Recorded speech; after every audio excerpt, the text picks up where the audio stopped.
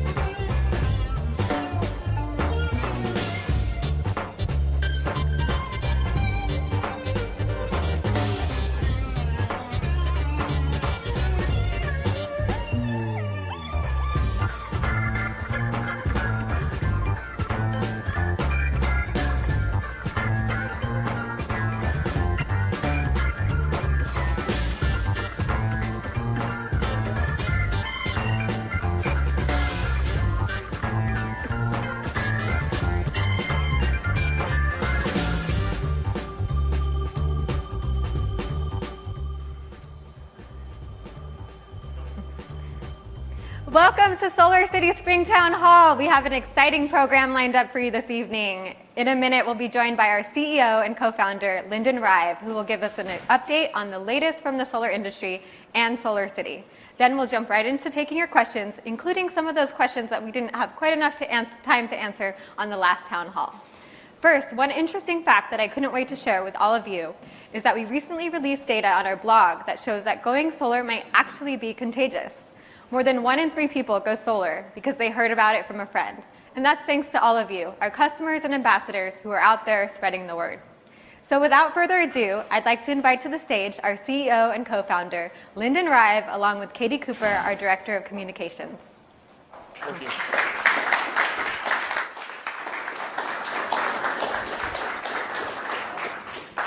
So everybody, it's great to be here again, giving an update. As always, it's a quarterly update. Why don't we start off with just stepping back and thinking where we've come over the last 10 years. SolarCity is going to be turning 10 pretty soon. 4th of July is our anniversary date. The reason why we started the company on 4th of July, it's Independence Day.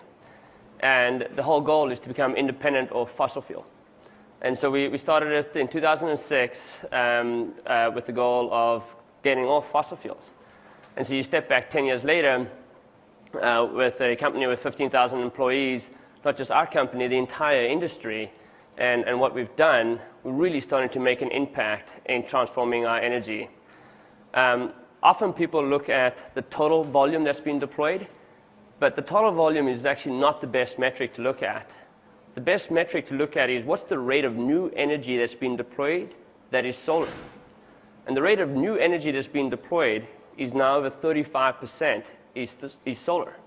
It's the largest single source of new energy in the US. It's larger than wind, larger than natural gas, larger than coal. It's the largest source of new energy. So we really are still making a big impact. Now, it's still only 2% of total energy production. So we have to fix that, but I think we're doing an amazing results there. Let me just highlight some of the good things that the company has done in the first quarter of this year. So the company was cash flow positive. We've been building this company. When you're investing so much into growth, it consumes cash. We've only been cash flow positive one other quarter, I think it was in Q4 in 2012. But cash flow positive, excluding the investments into manufacturing. So we're building an amazing manufacturing facility. So if you exclude those investments, we're cash flow positive. We also installed 214 megawatts, well above our forecast. Now, our cost did come in higher than we wanted, and that was due to low volume in our bookings for the quarter. We had a lot of headwinds in the first quarter in terms of our bookings. A lot of those headwinds have been addressed, and we're starting to address those, and starting to see better results now in the second quarter. I think it was March, we hit a 8 gigawatt hour day. Now you're thinking, what is 8 gigawatt hours? What is that actually? What can you power with that? And the one we like the most is how many electric cars can you power? This amount of energy can give a full charge, assuming every single Tesla car in the world has a flat battery.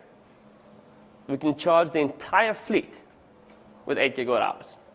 So Tesla has about 107,000 cars deployed, and so we can provide one day, and that matches. So right now, we can the energy that we produce is enough to power the entire fleet of Tesla. And that will, of course, scale.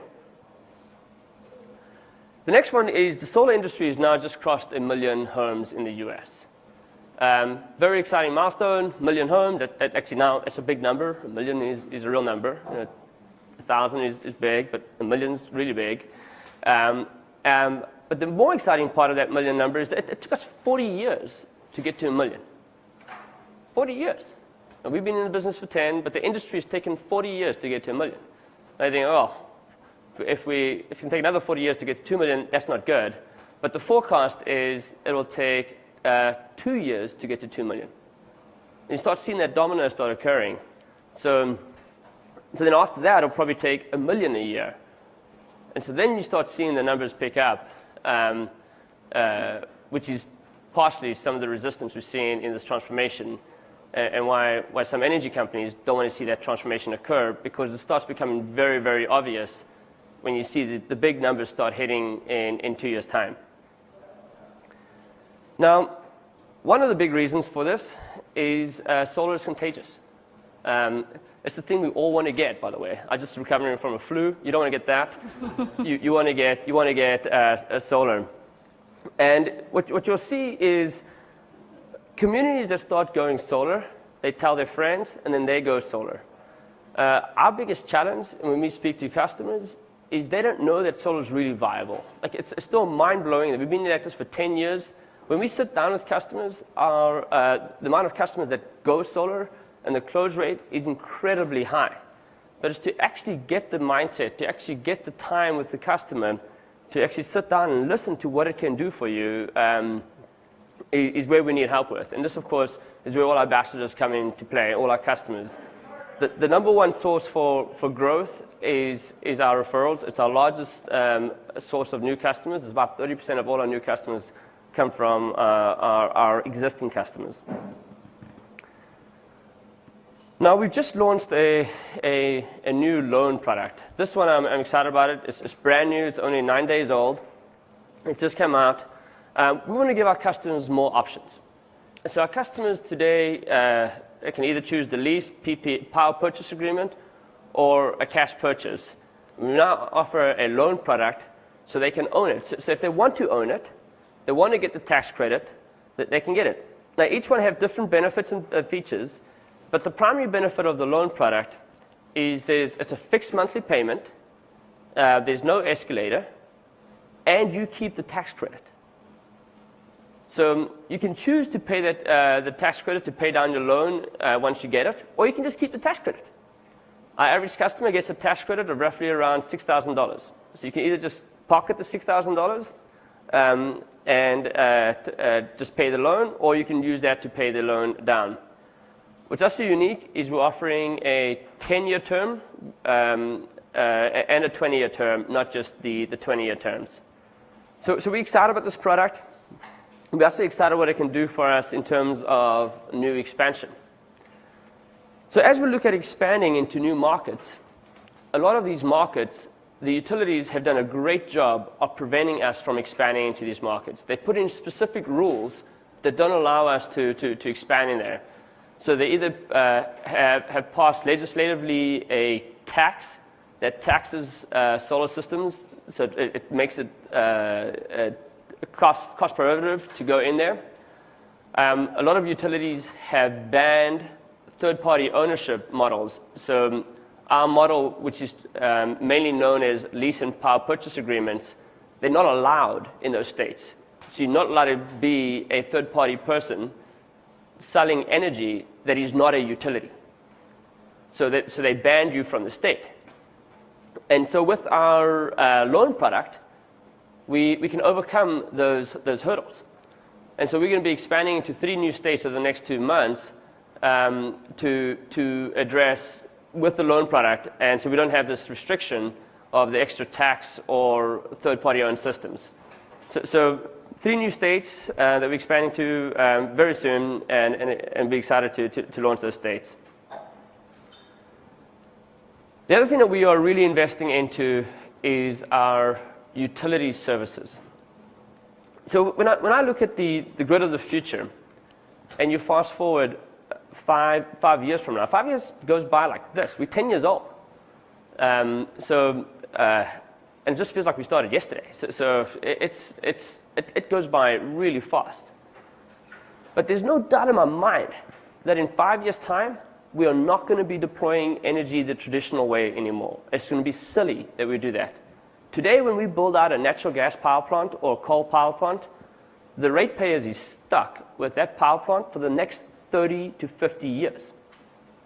So in 5 years' time, the technology will be there. It will be super obvious that you cannot build power plants the way you used to build it. It'll be silly, because the day that it operates, because it takes 2 years to get a power plant up and running, the day that it comes online, it'll already be obsolete. So that transition is happening in real time, and this is why we're investing into the grid services. And so what the grid services are is we need to provide more than just energy to the utility. We need to provide them with other services that they need to address. And so when you look at a utility's business model, they have generation, they have transmission, which takes the energy from the power plant, transports it, and then you have distribution, which are all the power lines within the community. And the cost of servicing it, most of the cost is in distribution, then generation, and then transmission. But distribution is the biggest cost right now for the utility. Our grid services can address that cost.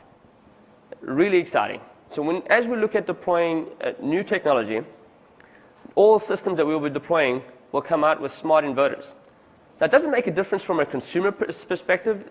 Your inverter that you currently have versus a smart inverter has no difference from the end user perspective. But from the utility's perspective, makes a big difference. And so we can then help with voltage control for the utility. As we go further on, we'll then have to start deploying solar systems with storage. Then you can provide demand load shifting services to the utility. And so this is why we're investing into utility services. Right now, there's the solar industry and the utility headbutts. I think we're making good progress to get to a compromise. So how do we work together in the future? Because it is super clear that the energy future is going to be a distributed energy infrastructure. There'll still be lots of centralized generation, but consumers are going to have their own choice, and they're going to manage their own energy. They're going to have a smart home. And we need to be involved with that and provide those services to the utility. And that's a $50 billion market a year. We think by doing this, it would actually reduce the costs for all ratepayers when they use these distributed services versus them trying to do it themselves. So we invest into this, quite excited about this progress, and we already have signed up over 100 megawatt hours of batteries. You may be familiar with the product that we announced in Hawaii, where we did a utility scale solar system with storage that firmed up the energy so they can use it as a traditional power plant. It's available 24/7, which is the big gap with solar, because it only works when the sun shines.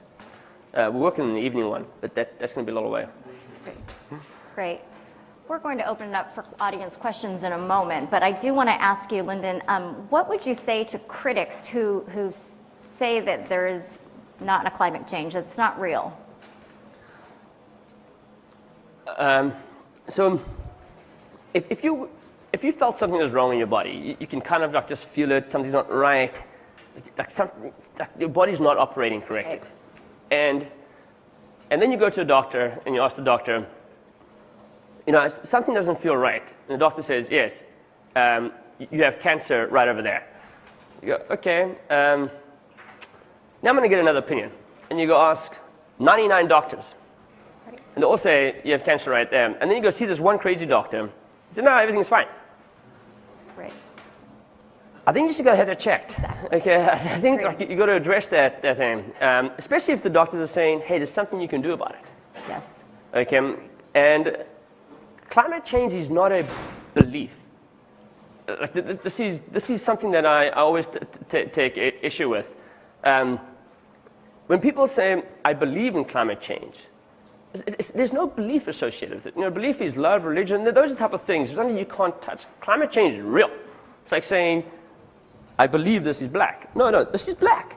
There's no belief associated. It's a fact. Yes. And so those deniers create propaganda to feed off it. And it's very similar to what has actually happened in other industries. So the tobacco industry is an amazing similarity. If you recommend reading a book or watching a movie, it's called Merchants of Doubt. And it took the industry 50 years to compete against the health industry. It took 50 years to convince the tobacco industry that smoking is bad for you. Like right now, it's pretty obvious. Smoking is bad for you. But it took 50 years for all those facts to be solidified. Now with social media and more communication, hopefully it won't take 50 years with climate change. Although, I mean, if you add it all up from the beginning, we're getting close to that. But the facts are getting to a point where there's no more belief. It's just facts. Another important selling point is cost savings. I know that we have a lot of customers that have turned ambassadors in our audience today. Is anyone willing to share live what their cost savings has been? I mean, a dollar amount or a percentage? I mean, have we lived up to it? Anyone? Anyone? Yes. Well, I'd say I've saved at least 50%. I don't know exactly, but it's around 50% of my bill. That's impressive. So and that, you know, with what I pay SolarCity for the lease and the bill, it's way less than I used to pay. Wow, that's great. Thank you for sharing that. Yeah. Are there any other questions? This is a true town hall, so we do want to get any sort of audience engagement or questions from the audience. If not, we've received a couple in advance that I would like to ask Lyndon while we have him here. With the daily stock price, I mean, is that a reflection of our long-term value at SolarCity? Yes, so a lot goes into the stock price. By the way, if you're a day trader, it's a great stock to trade day trade. It just goes, the volatility of it is incredible. But the things that go into it, I mean, it goes for, there's a range of different things. Policy has a big effect. So when things like Nevada happen, that really affects our stock, and because people lose confidence that this trend is going to be successful. They think that this trend is going to get stopped by the incumbent monopoly, the utilities. And if the utilities can stop it in Nevada, then maybe they can stop it in other states. And so that really concerns them. We're making good progress in Nevada to change things, and I'm convinced that Nevada will have solar back again by this time next year. So solar will be back in Nevada then. So that's one area. Then the solar industry has been fairly volatile. One of the biggest solar companies in the country filed for bankruptcy about 2 months ago. And so that, of course, concerns investors. You know, with the tide coming in, all boats rise. When the tide goes out, all boats sink, or just goes out with it. So there's a spillover effect there. Then we also had a reforecast of our megawatts installed, and so with the low bookings in Q1, for many of the headwind reasons, we had to give a new forecast for the installation volume for this year. And so then investors think, okay, this is a downward trend, growth is slowing down. But I think it's just not the right way to look at it. We are absolutely going to transform the way energy is delivered. It's guaranteed. We will not be burning fossil fuels sometime in the future. Now the question is, how long? And so when you're looking at the energy sector, it's one of the most mature industries that we work with. It's one of the biggest industries out there. Any 1 year is a blip in the total time scale. And so with all the headwinds that we had in Q1, you know, there'll still be some spillover in Q2, maybe some spillover in Q3. But it's absolute guarantee that we're going to get to a point that everybody's going to adopt it. And so then you just got to ride through the downs. But overall, the ups are going to be incredible. And it's important to note that we did grow. It just wasn't the massive momentum as we have focused on long-term profitability. Yeah. So on that too, at the size that we're coming right now, growing at 80% a year is just not realistic anymore. Like, you just cannot bring on that many people and train them and make it efficient. So right now, our growth is around 20%. I do think it actually will kick up next year again. I think we're in a little bit of a lull with all the things that occurred in the first quarter. But hands down, the trajectory and the long-term outcome will be a transformation, and everybody will have solar on their roofs. which is why we need our ambassador team to engage so thoroughly and continue. One last question. You've answered so many of the questions that I have on my sheet, but we have time for one more. Is there a plan to include residential battery storage to our solar offering? Yes, so we've actually been investing into residential storage now for about 4 years. Fine-tuning the product, testing it out. We've have a bunch of alpha products out there that we've worked with customers. We've probably deployed about 500 homes with storage. So we're investing a lot into storage. And we will be coming out with a product that is fully integrated with solar and storage. But one thing I want to really clarify, specifically to all our ambassadors, is storage. The goal of storage is not to take somebody off the grid. That would be a very bad outcome. The goal of storage is to have somebody have backup power, but use the storage to make the grid operate more efficiently. Like that's the main purpose of storage. Good point. And so our vision is, as we deploy millions of solar systems, that all of them have storage attached to it. That storage can then do different things. It can help with demand load shifting for the grid. So you store energy when there's plenty of energy, and then you can move your demand. It'll provide backup power for the homeowner in case something happens. If in the East Coast, you could have severe weather storms. West Coast, and the earth shakes every now and again. And so if that happens, you have backup power. And then it also, that combined with then the smart inverters can also help with voltage control. So it becomes a very, very powerful piece of technology that has multi-functionality. And the customer will then end up being our homeowner, which is our primary customer. Then our second customer will be the utility. And then our goal there is we will start selling services to the utility and profit share those services with our customer because we're using their battery. And so that's essentially the vision that we envision and making very good progress on and should be deploying that probably sometime this year. Fantastic. Lyndon, thank you for joining us and sharing your long-term vision for the Ambassador Program as well as the company. Thank you, everybody.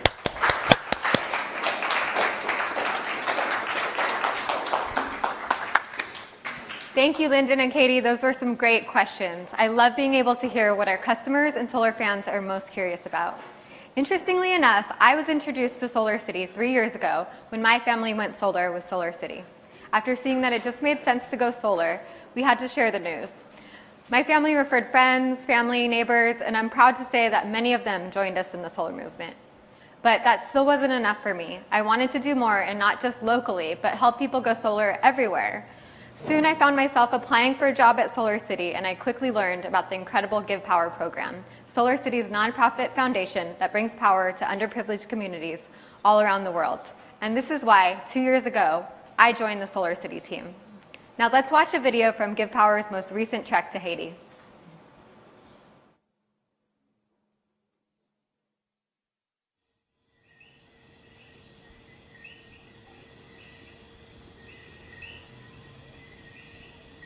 Magistrat sans perdre du temps, mené Tamita ak Mélanie dans dispensaire.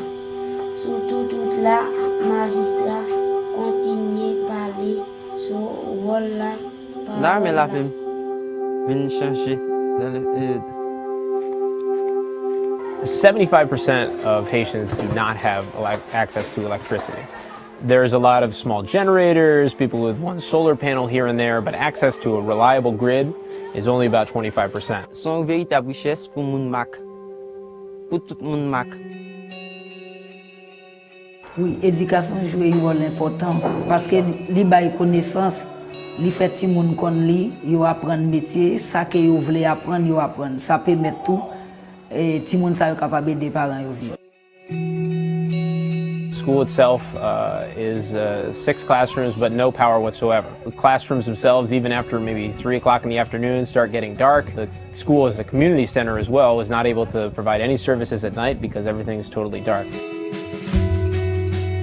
The difficulty is being flexible and making decisions on the fly, which is where our expertise comes in hand, because we have people that are troubleshooters and problem solvers every day of their job.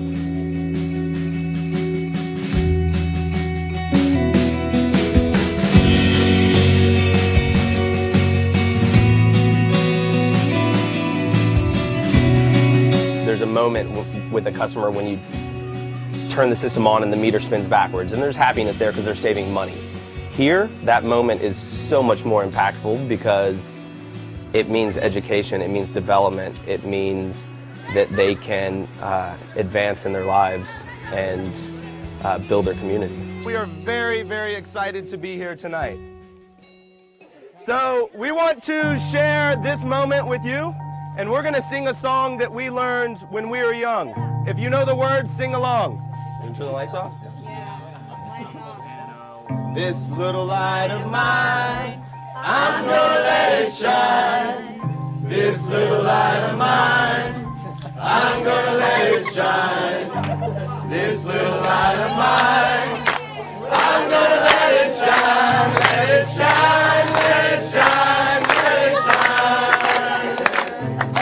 10, 9, 8, 7, 6, 5, 4, 3, 2, 1.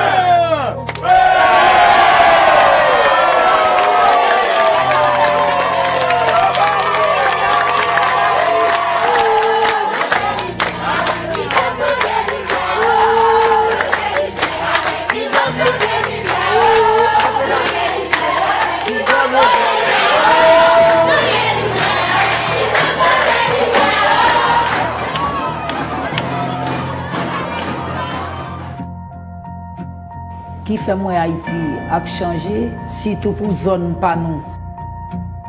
Qui Kamak là, c'est une zone rurale, une zone méprisée, et comme si yo pas connaît si nous existé. Mais grâce à bon Dieu, nous senti si Kamak rive nan pren ça, nous dit l'autre côté yo ta nan même point nous Haïti a changé.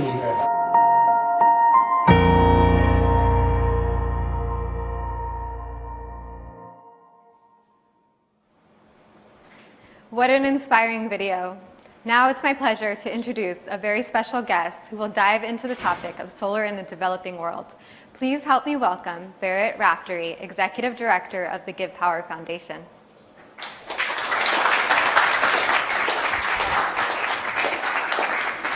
Hi, everyone. So I'm going to talk today about energy poverty and what solar's role in energy poverty is, so that we can discuss what we can do to deal with this incredibly important and important topic about the world right now. So solar has had an incredibly transformative way in how we're going to deal with energy poverty abroad. Solar is easy to deploy, it's small scale, it requires relatively little maintenance, it requires no ongoing fuel. So it's had an incredibly transformative effect in helping people access power all around the world, particularly for people that didn't have any access to energy before. Now, I've been working in all sorts of countries around the world to give people access to energy via solar for about a decade now. And one thing that this experience has led me to realize is that most of the ways that we really need solar to have a good standard of living don't happen within the house. It's not residential energy, the lights, the phone charging, the basic things we think of, but it's actually access to social services that require energy. It's things like food security and refrigeration in your grocery store. It's water security and pumped and heated water in your house, or education, or healthcare and having lights and vaccine fridges in your fridge. These are the things that are really transformative to the people's quality of life that people don't think of as an energy consumption. But actually, without energy to enable these things, people's standard of living is very hard to increase. So because of that, we actually have to think about energy poverty in a much bigger term than it's usually described. When we talk about the space, generally the number that's thrown around is 1.3 billion people on the planet don't have access to energy. But this is actually kind of a dishonest acid test for what access to energy is. If 1.3 billion people don't have access to energy, that means no energy. Not a light, not a phone, not nothing, right?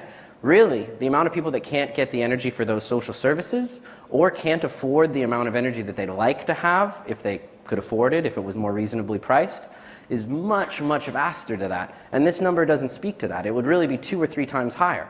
So really more like 4 billion people don't have access to enough affordably priced energy. Now, one thing that's quite incredible about this is actually more people than live at a first world standard worldwide. So less people have access to energy in the amount they want than the amount they don't. So if you think about this, this means that over half the world's population is going to dramatically increase the amount of power that they use over the course of the next 100 years as we start to emerge from poverty around the world, particularly in Africa, Southern Asia, South America. The consumption rates will eventually be much more similar to ours because they will live at a standard of living similar to ours that has similar energy requirements. Now, when this starts to happen, this is going to be a very balanced act because at the same time, this is all happening to the backdrop of climate change. So we have climate change existing concurrently with one of the largest expansions in the need for energy in the history of the world. Right? If we think about the amount of energy that's been consumed from the beginning of the Industrial Revolution to now, that's actually only been able to raise about 2 billion people to standard levels of living, and we were going to have to do 4 billion over the next 100 years alone. It's a massive change in scale. So how are we going to be able to provide energy to all these people for the social services and quality of life that they deserve without putting ourselves in a climate trap? Clean energy is the only way, right? That's the only way that we can bridge this gap, is we can use clean energy to provide the social services that people need for an improved standard of living without causing massive climate destruction. Even worse, if you think about the twist, the people that did the least to cause climate change, or the bands of nations around the equator, are actually going to bear the worst of its brunt. And no first world industrialized nations are in the tropics, where energy access generally is down. So if we think about what access to energy looks like in these developing countries, one thing we know is that in all the first world nations, we like grids. We like utility. We like a grid connection. We don't own like this little standalone system. We like to have a grid connection. It allows us to consume energy at any level we want. We don't have to buy excess power when we don't want to. We can add new loads at any time without having to clear it with someone or change products. So we know that at the end of this process, we're going to need a grid-like experience for the people that are going to be using this energy. So at SolarCity, we've realized the solar plus storage microgrid really represents the best application of technology and financing to address this. It gives the end user a grid-like experience. It's scalable. It requires our clean energy. And more than that, it's socially beneficial too, in that it creates local operation jobs. And that people are going to have to operate these grids, handle the customer service, the bill collection, all the different parts. So now you also start to get these clean energy jobs in markets around the world. We think this is an incredible opportunity and something that SolarCity, with its combination of solar technology, storage, and best-in-class installation, is really well suited to do. So GivePower has been able to leverage some of these incredible technological innovations in storage and high-efficiency modules and all these things for the benefit of people around the world. And we've had an incredibly awesome and successful set of projects thus far, such as the one in Haiti and such as some of the ones that my friend David is going to tell you about. This is David Rickbaum, and he's done incredible work over the last 2 years with GivePower, and we'll be able to address some of the things we've done so far, the incredible impacts and the scope of the projects and things we've done. So thank you very much. And David?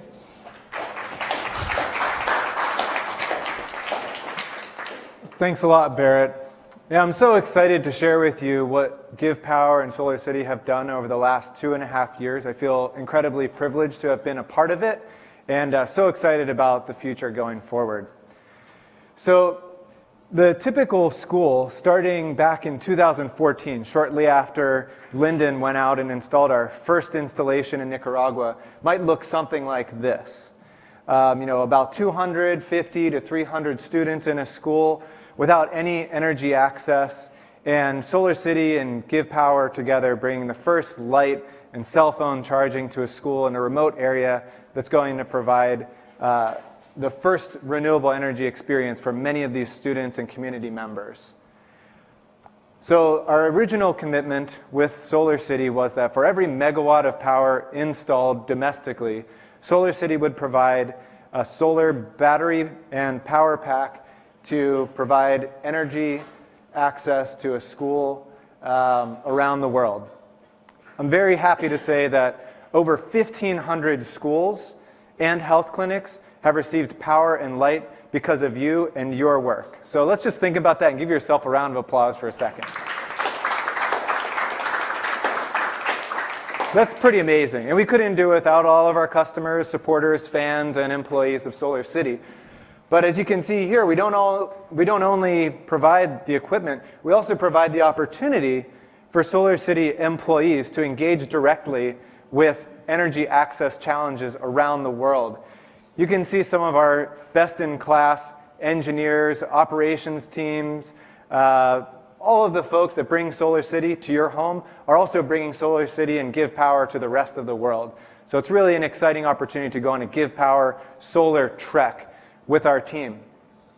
So here you can see we did a lot of work in Nepal last year after the devastating earthquake in 2015. Some of our SolarCity operations crew and teams traveled there just a month or so ago and installed a school with power and light as well as a solar-powered water pump for their community. Very exciting. As well, we also sent a team recently to Mexico where SolarCity is growing as a company, but also growing as a foundation, Give Power. There's still so many places near to our home and our communities that could really benefit from power and electricity in rural communities. So Give Power is growing as well. Just like SolarCity, we're finding that there are better solutions all the time. And one of those, as Barrett mentioned, is the opportunity to install a micro or nano grid in this case. In Nepal, communities that were devastated, totally wiped out from landslides, had temporary housing, and with a small nano grid, smaller than the size you would put on your home, we could power an entire community of 25 to 30 households, as well as small businesses and community gathering spaces and shelters. So it's really transformative and so meaningful for SolarCity employees to experience this firsthand. We really want to share that with you. There's so many people at the company who contribute to the foundation in different ways, both technical and with fundraising and awareness raising, just like you do through the ambassador program. We really want to recognize that and thank everyone who's involved, and that includes you. So since we started in 2014 with a one-to-one commitment for every megawatt SolarCity installed, we installed a school or health clinic with power. We're at over 1,500 schools and health clinics, really, really making a huge impact in the energy access space in over 15 countries. We've also sent over 100 SolarCity employees on Give Power projects as a way to motivate them and also show them what energy access is like for the majority of the global population. So as we're growing as a company at SolarCity, we're also growing the Give Power Foundation. And this year, we have a lot of big, exciting projects to share with you. We're not only going to reach schools, which we primarily have focused on the last several years, and basic access to lighting and cell phone charging, but now, as Barrett mentioned, we're going to focus on strategic and meaningful sectors such as water and food security, health, conservation. Of course, education will always be a big component, but those nanogrids and microgrid projects are really, really going to transform the entire community and provide a lot of economic development opportunities. So how do you contribute? How do you make a small dent in energy access challenges around the world? The good news is you're already doing it. You're here, you're listening, and you're sharing with your friends some of the biggest challenges that the global population is facing with energy, whether it's how we consume power at home, or whether it's how people get their first taste of energy access and renewable energy around the world. So I want to thank you for doing what you're doing and encourage you to continue spreading the word. Reach out to your ambassador network, share with your friends and family and neighbors the great power of joining SolarCity and Give Power as an ambassador. So thanks again. I want to hand it off to Camila and really let you know that you're making a huge impact, and just by sharing with your friends and family, Give Power and SolarCity are making a significant impact in energy access around the world.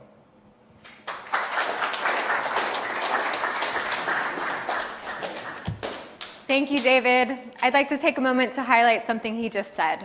We've installed solar systems on over 1,500 schools, and you, everyone here in the audience today and tuning in at home had a hand in this.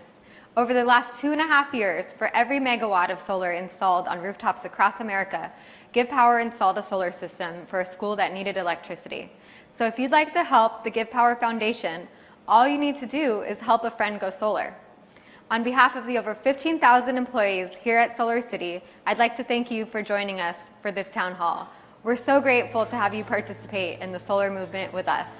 Remember, solar is contagious. 1 in 3 people go solar because they learned about it from a friend.